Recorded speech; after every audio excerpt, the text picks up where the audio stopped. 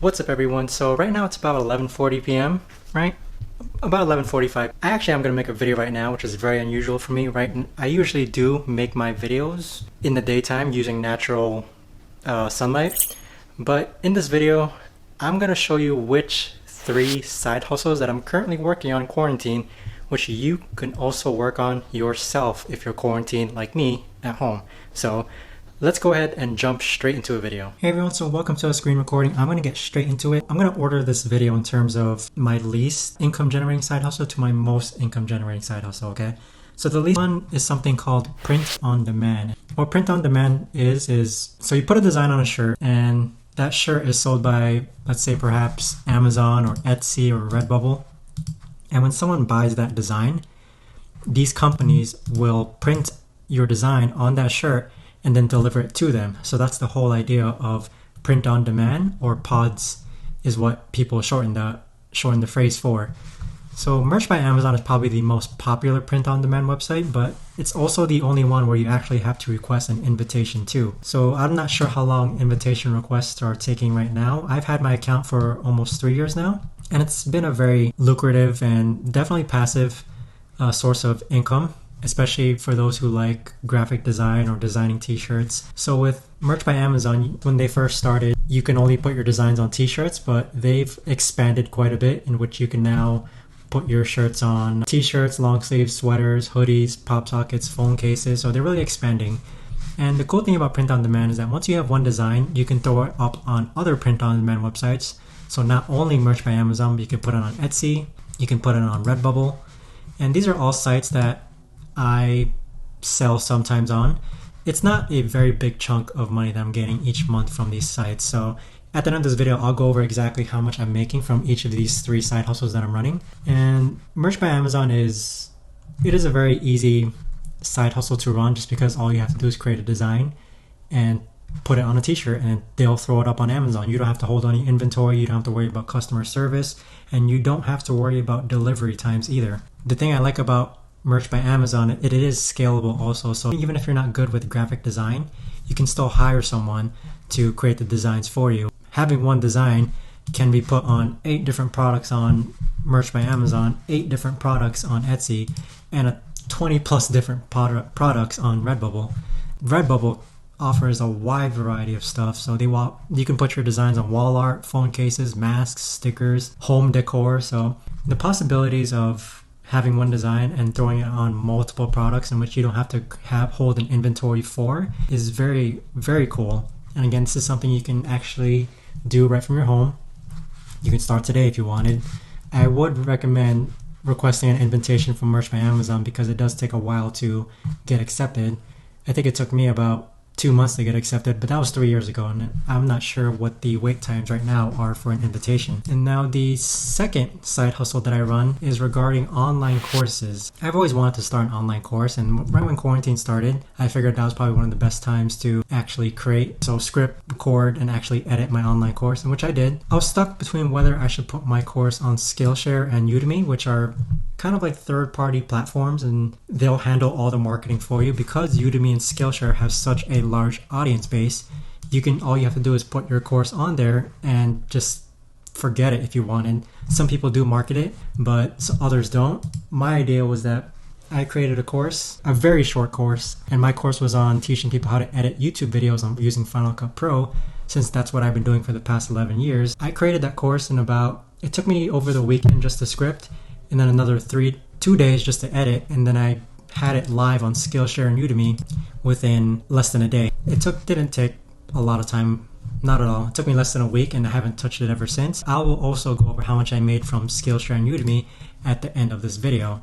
So the alternative, when I was talking about I was stuck between posting my course on Skillshare and Udemy, the alternative to that was actually hosting the course myself using a course hosting platform like Kajabi.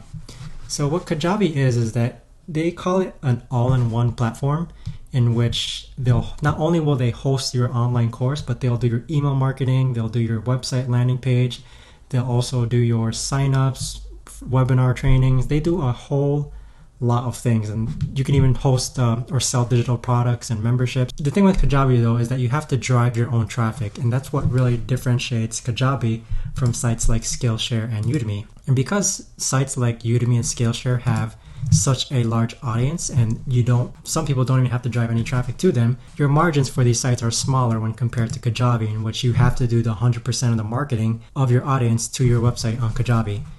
And so I use both. I did a test. I have my course on Skillshare and Udemy, and I also have my course on Kajabi.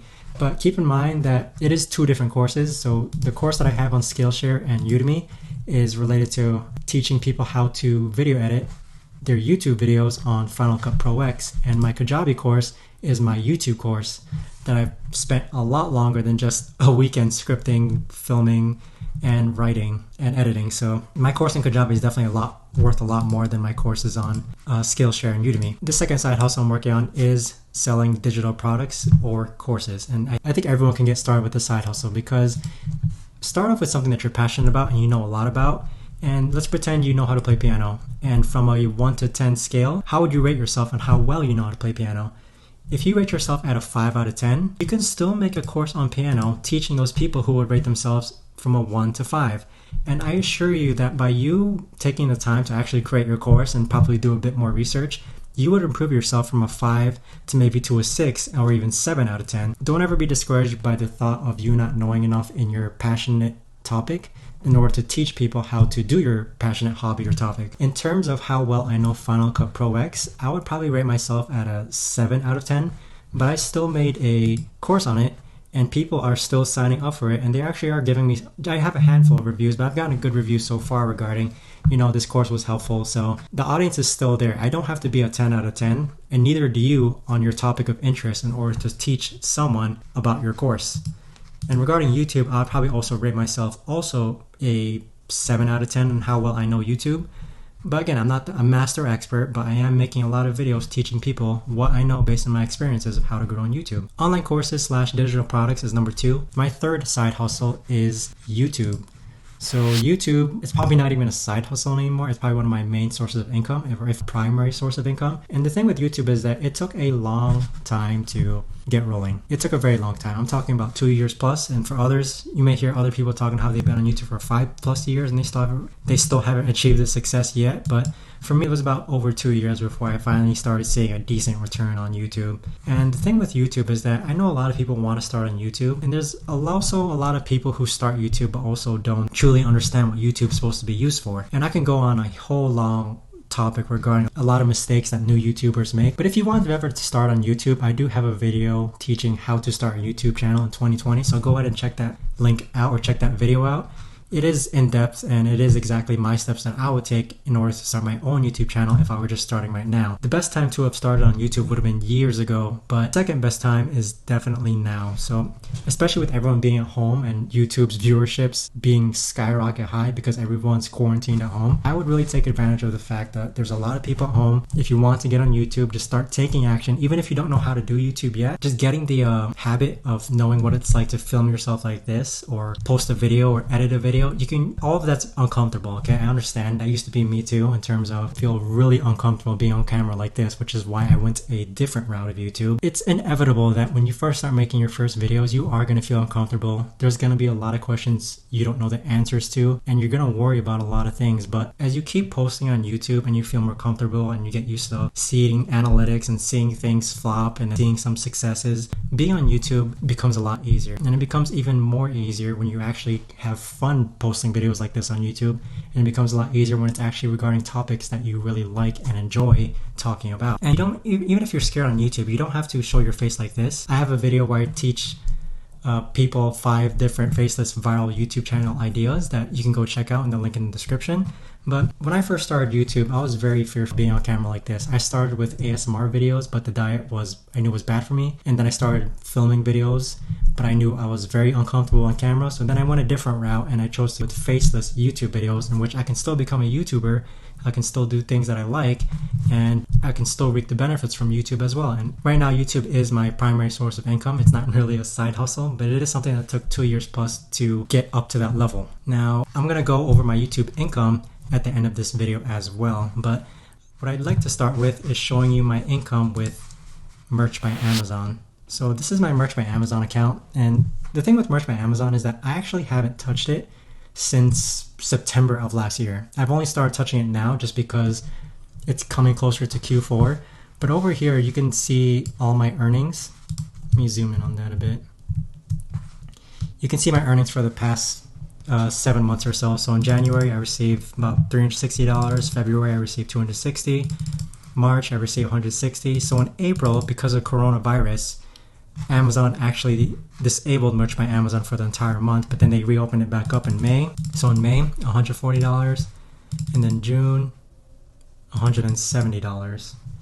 But overall, again, it's pretty cool knowing that I haven't touched this since September of last year, and every month I do receive $160 is pretty good. I'm really happy with that, and so is $360.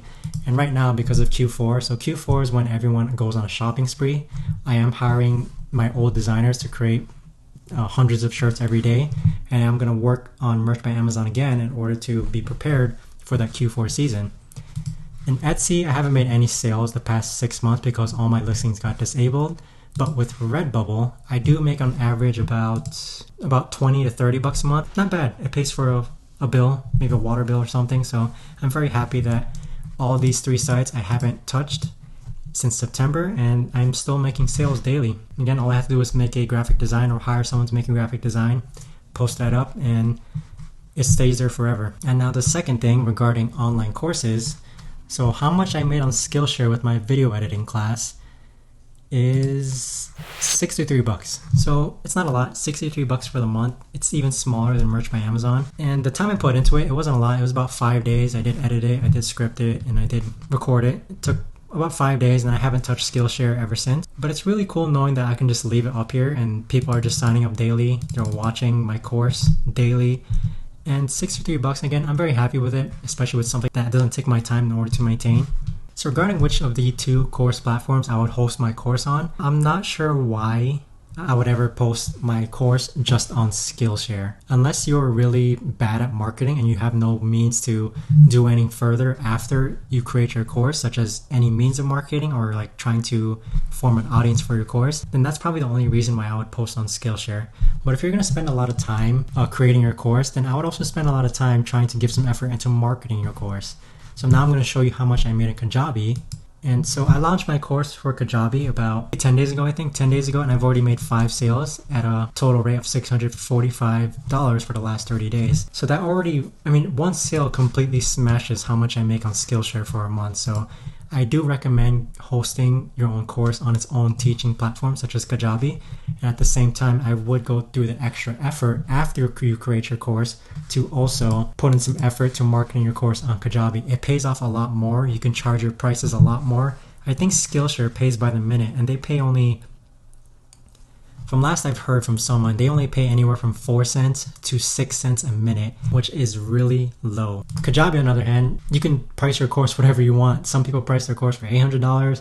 Some people price their course for $1,000. I priced my course for just $175. But still, one sale in here is almost triple here. So all I have to do is basically just market this course, and it's very easy. It's something I enjoy doing. And yeah. Now my last stream of income regarding YouTube, how much I made on YouTube completely blows these 2 side hustles out of the way. But I am working on print on demand to really increase it up. I know someone's mentoring me who's making $15,000 a month off these 3 sites. And I know from course creation that people do make a living selling just one course, so I'm working on this too. Again, these are things that I haven't really put much effort into. But regarding YouTube, after 2 years of being on the platform, I've made almost $15,000 from the month of July. That's a completely grand scale compared to making only $160 in June or $60 in Skillshare and $640 in Kajabi. But my point being is that once I found something that was working for me, that's what I really focused my time into. And I think over the past few years, despite being in physical therapy school, I've noticed that I've always liked to dabble down in a bunch of different projects. I want to start a blog, I want to write an ebook, I wanted to sell things on Amazon. All these little different projects, it didn't really take enough of my quality time in order to really give it a good effort and really watch it grow until I became really fascinated and really enjoyed posting videos on YouTube. So that's when it really kicked off for me. Once I really focused in on doubling down on one thing that I knew was working, that is when my income extremely skyrocketed. For YouTube, for July, I made about $15,000. For the other months, it really ranges. So sometimes I make $9,000, $6,000, $5,000, $8,000, $15,000. So my efforts for YouTube do go up and down, but that is also because of coronavirus right now. So coronavirus does affect how much I make on YouTube because of ad rates. But if you've always wanted to start on YouTube, it is something I strongly recommend doing, especially during this time. And again, down below in the link in the description, I will have a video teaching you how to start a YouTube channel as if I were to start a YouTube channel. That's all I have for this video, everyone. If you have any questions any questions about print on demand, launching your own online course, or starting your own YouTube channel, leave a comment below in the description. I really think these are all side hustles that anyone can do. Anyone can create a graphic design and put it on a product. Anyone can teach an online course on a specific subject, and anyone can start a YouTube channel just like I did. So if you have any questions, leave it down below in the comments. I look forward to answering all of them. And if you enjoyed this video, do subscribe. I do teach people how to grow on YouTube, teach people how to make money, productivity, and just random lifestyle. So much for watching, and I'll see you in the next video.